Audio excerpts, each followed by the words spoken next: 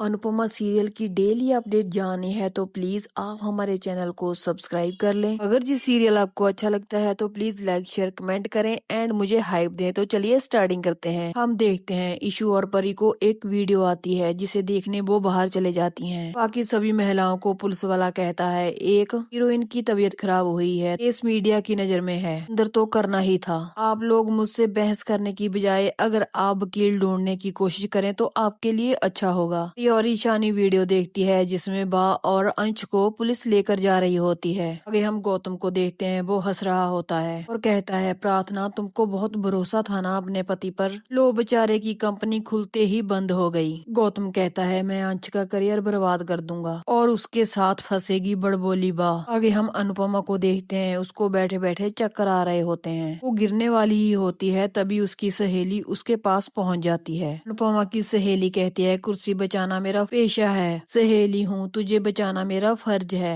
अनुपमा उसे देखकर भावुक हो जाती है। पुलिस वाला देखता है और कहता है मैम आप जहाँ पर। अनुपमा की सहेली उस इंस्पेक्टर को कहती है मुझे सब पता है, और वो अपने साथ दो लोगों को लाई होती है और सबको बताती है कि ये वही लोग हैं जिन्होंने सेट पर बासी खाना भिजवाकर अनु को फंसाया। अनुपमा उन लोगों से पूछती है लेकिन क्यों? वो औरत कहती है क्योंकि तुम्हारी वजह से ही हमारा कॉन्ट्रैक्ट गया, हमें भी अपना और अपने बच्चों का पेट पालना है। अनुपमा उनसे हाथ जोड़कर माफी मांगती है। अनुपमा उनसे कहती है शिकायत मुझसे करते, मुझसे लड़ते झगड़ते आप लोगों ने उन मासूम लोगों की जान खतरे में क्यों डाली? आप लोगों ने कुछ कहा नहीं, सीधा वार किया पीठ पीछे। अगर उन लोगों की जान चले जाती, भगवान का शुक्र है जान नहीं गई। आप समझ सकते हैं कितने लोगों का रोजगार गया है। अगर आप मुझे जहर भी दे देते तो भी मैं आप लोगों को माफ कर देती। अनुपमा की सहेली उन लोगों को कहती है बहुत ही घटिया हरकत की है आपने, और इंस्पेक्टर को कहती है इन्वेस्टिगेशन का कोई टाइम होता है, रूल्स रेगुलेशन नाम की कोई चीज है या फिर नहीं। वो कहती है आपका काम भी मैं ही कर रही हूँ, इन्वेस्टिगेशन भी मैंने की और इनको पकड़कर भी मैं ही लाई हूँ, अब क्या इनको अंदर भी मैं ही करूँ? पुलिस वाले उन लोगों को अंदर ले जाते हैं। अनुपमा की सहेली कहती है इनको ऐसी सजा दो आगे से कोई ऐसी हरकत ना करें, और वो अनुपमा को लेकर वहाँ से चले जाती है। आगे हम देखते हैं राही पराग जी को कहती है देखिए पापा इन पैकेजिंग में कितना फर्क है, ये ओरिजिनल है और ये फेक है, देखिए इनमें कितना फर्क है, इसका मतलब है बा और आंच दोनों बेकसूर हैं, आप कुछ कीजिए। कोई जानबूझकर बा और आंच को फंसाना चाहता है। बा कहती है बदनाम उन्हें किया जाता है जिनकी कोई पहचान हो, उन लोगों को जानता ही कौन है, ऐसे फटीचरों पर इल्जाम लगाकर किसी को क्या मिलेगा? गौतम कहता है तुमने कहा हम मान लें कि ये डुप्लीकेट प्रोडक्ट है। राही उसे भी कहती है तुम भी देख लो कितना फर्क है। गौतम देखता है और कहता है कौन बेवकूफ ऐसे नए प्रोडक्ट की कॉपी करेगा? राही कहती है बेवकूफ नहीं, जरूरत से ज्यादा ही कोई शातिर ऐसा काम करेगा, और वो शातिर कौन है मैं बहुत जल्दी ढूंढ कर रहूंगी। माही कहती है राही आप बात घुमाकर क्यों कर रही हैं, सीधा सीधा कहिए ना आपको गौतम पे शक हो रहा है। राही कहती है मैंने अभी तक गौतम का नाम नहीं लिया है, तूने लिया तो हाँ मुझे गौतम पर शक नहीं पूरा यकीन है, यही इतनी घटिया हरकत कर सकता है। तुम्हें डर लगता है ना अंश अगर कामयाब हो गया तो पापा उसे वापस कंपनी में ना बुला लें। माही राही से कहती है अंश से गौतम जी का क्या लेना देना, तुम तो उसके पीछे हाथ धोकर पड़ गई हो, अंश इतना लायक ही नहीं है कि गौतम जी उससे जले। राही कहती है अंश अगर लायक ना होता तो प्रार्थना गौतम को छोड़कर अंश से शादी ना करती। गौतम कहता है अगर मैं कह नहीं रहा तो तुम्हारे मुंह में जो आए तुम बोलती जाओगी, मैं बदल गया हूँ, मानना है मानो, नहीं मानना है ना मानो, अगर बात मेरी सेल्फ रिस्पेक्ट पर आएगी तो मैं चुप नहीं बैठूंगा। गौतम कहता है मैं तो सोच रहा था अगर अंश को कोई फंसा रहा है तो मैं खुद उसे ढूंढूंगा, तुम तो मुझ पर ही ब्लेम करने लगी। बात राही पर शुरू हो जाती है, कहती है कि बहुत सुन लिया हमने, अब हम बोलेंगे और तुम सुनोगी। वसुंधरा कोठारी राही को कहती हैं ससुराल की दौलत देखने के बाद तुम्हारे भाई अंश को घर की गरीबी अच्छी नहीं लगती, इसीलिए वो बेईमानी पर उतर आया है और उसकी बेईमानी की सजा प्रार्थना को मिल रही है। राही कहती है नहीं मोटी बा, प्रार्थना को अंश की बेईमानी की सजा नहीं मिल रही, गौतम की साजिश की सजा मिल रही है। वहीं पर पराग जी कहते हैं राही अपने भाई के इल्जाम हमारे दामाद जी पर मत डालो, आज जो मेरी बेटी की हालत हुई है वो अंश की वजह से ही हुई है, अगर मेरी बेटी को कुछ हुआ हुआ तो मैं शाज की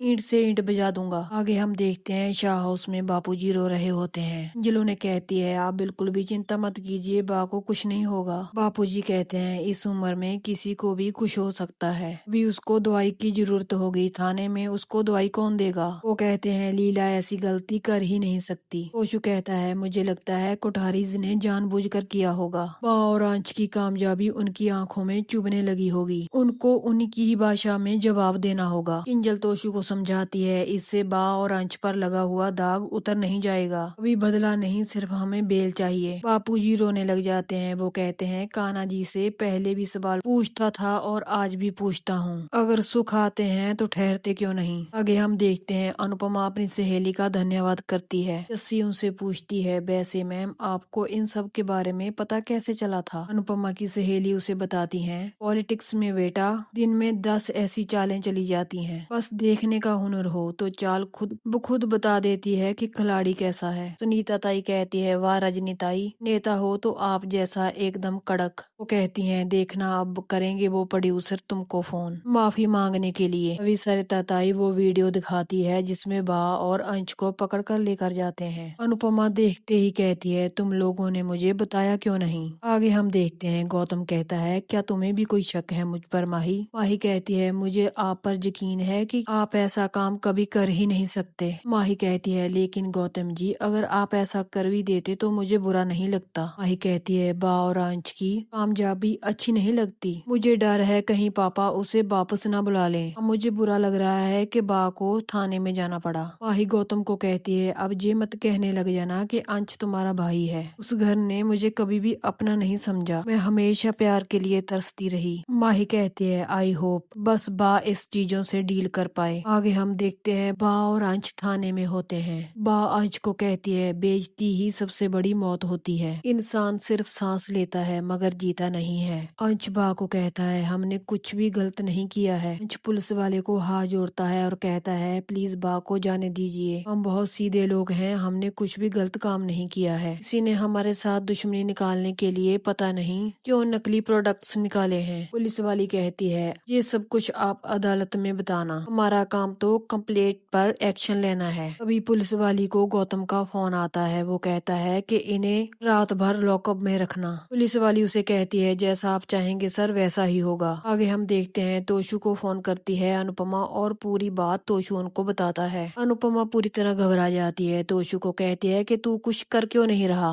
बापूजी कैसे हैं, बा रात को कैसे लॉकअप में रहेगी, अगर बा को कुछ हो गया तो क्या करेंगे। अनुपमा की सहेली उसे परेशान देखती है और उसे कहती है कि तू शांत रह, मैं हूं ना। आगे हम देखते हैं प्रेम राही को कहता है कि तुमने पहले क्यों नहीं मुझे बताया। वसुंधरा कोठारी उनसे कहती है इतनी रात को कहाँ जा रहे हो। प्रेम उन्हें कहता है गलत सवाल कर रही हैं आप, सवाल रात को जाने पर नहीं दिन को ना जाने पर करना चाहिए था। वसुंधरा कोठारी कहती है तुम्हें पराओं की मदद करनी है और वो भी गलत लोग। राही कहती है ना तो वो लोग गलत हैं और ना ही पराए हैं। प्रेम कहता है मेरा फ्रेंड लॉयर है। वो कहता है बिना टेस्टिंग के पुलिस वाले बा और अंश को ऐसे थाने में नहीं रख सकते। वहाँ पर गौतम आता है। वो कहता है कि रिपोर्ट की जरूरत नहीं है, प्रार्थना का चेहरा, इससे बड़ा सबूत क्या हो सकता है। राही कहती है स्किन पे रिएक्शन किसी और चीज से भी हो सकता है, पुलिस कंप्लेंट भी तो तुमने ही की होगी। वसुंधरा कोठारी कहती है प्रार्थना की ऐसी हालत के बाद गौतम जी रिपोर्ट ना करते तो क्या करते। राही और प्रेम वहाँ से चले जाते हैं। आगे हम देखते हैं बा को वॉशरूम जाना होता है अगर पुलिस वाले उनकी बात नहीं सुनते।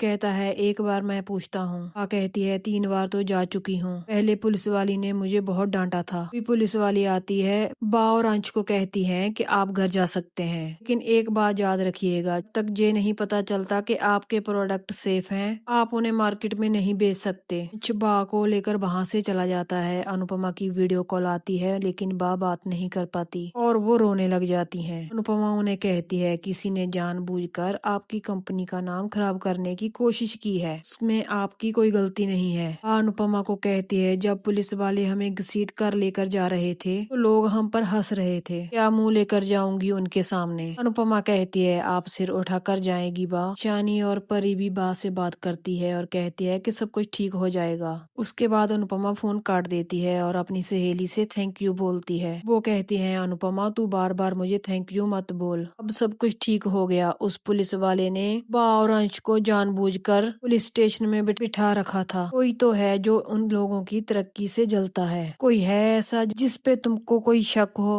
अनुपमा की आंखों के सामने गौतम का चेहरा आता है। हम देखते हैं बा और अंश पहुंच जाते हैं, लेकिन पहुंचते ही वो देखते हैं कि दीवारों पर बड़े बड़े पोस्टर लग जाते हैं। इन पर लिखा होता है कि ये लोग चोर हैं। अंशु से पागलों की तरह फाड़ने लग जाता है। हल्ले की महिलाएं कहती हैं पूरे के पूरे परिवार ने शर्म बेचकर खाई है। अंशु उन पर गुस्सा होता है। वो महिलाएं कहती हैं क्या तू हमें मार डालेगा। अंश कहता है अगर मेरी फैमिली की तरफ उंगली भी उठाई तो मैं मार डालूंगा। भी तोशु किंजल और बाकी फैमिली वाले लोग सब बाहर आ जाते हैं। अंश को शांत करवाते हैं और उसे अंदर ले जाते हैं। दोस्तों यहीं पर एपिसोड का एंड हो जाता है। मैं जानती हूँ कि आज का एपिसोड थोड़ा बड़ा हो गया है। अगर हम आपको इस एपिसोड की पूरी स्टोरी नहीं सुनाएंगे तो आपको मजा कैसे आएगा। तो कल के एपिसोड की फुल स्टोरी लेकर हाजिर होंगे। तो कल मिलते हैं।